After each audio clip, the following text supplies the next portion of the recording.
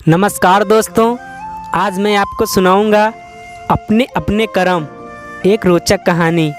आइए शुरू करते हैं।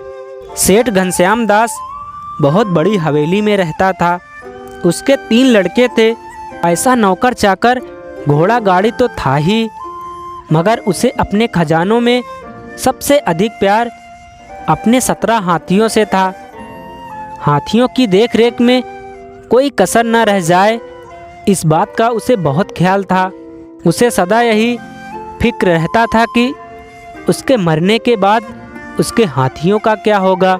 समय ऐसा ही बीतता चला गया और सेठ को महसूस हुआ कि उसका अंतिम समय अब अधिक दूर नहीं है। उसने अपने तीनों बेटों को अपने पास बुलाया और कहा कि मेरा समय आ गया है। मेरे मरने के बाद मेरी सारी जायदाद को मेरी वसीयत के हिसाब से आपस में बांट लेना। एक बात का खास ख्याल रखना कि मेरे हाथियों को किसी भी किस्म की कोई भी हानि ना हो। कुछ देर बाद सेठ स्वर्ग सिधार गए।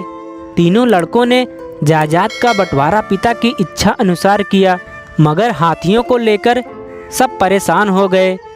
कारण था कि सेठ ने हाथियों के बंटवारे में पहले लड़के को आधा, दूसरे लड़के को 1/3 और तीसरे को 9वां हिस्सा दिया था। 17 हाथियों को इस तरह बांटना एकदम असंभव लगा। हताश होकर तीनों लड़के 17 हाथियों को लेकर अपने बाग में चले गए और सोचने लगे कि इस विकट समस्या का कैसे समाधान हो। तभी तीनों ने देखा कि एक साधु अपने हाथी पर सवार उनकी ही ओर आ रहा है। साधु के पास आने पर लड़कों ने प्रणाम किया और अपनी सारी कहानी सुनाई। साधु ने कहा कि अरे, इसमें परेशान होने की क्या बात है, लो मैं तुम्हें अपना हाथी दे देता हूँ। सुनकर तीनों लड़के बहुत खुश हुए।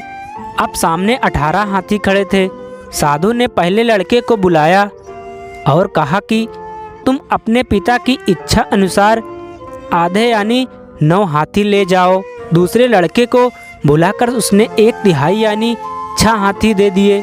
छोटे लड़के को उसने बुलाया, कहा कि तुम भी अपना 9वां हिस्सा यानी 2 हाथी ले जाओ। 9 जमा 6 जमा 2 मिलाकर 17 हाथी हो गए और 1 हाथी फिर भी बच गया। लड़कों की समझ में यह गणित बिल्कुल नहीं आया और तीनों साधु महाराज की ओर देखते ही रहे।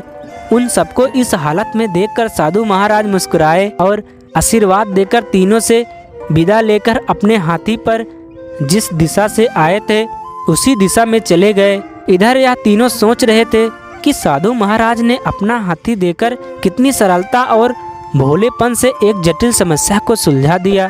तो दोस्तों, आज की कहानी आपको अच्छी लगी हो तो मेरे चैनल को सब्सक्राइब और वीडियो को लाइक कमेंट शेयर जरूर करिएगा।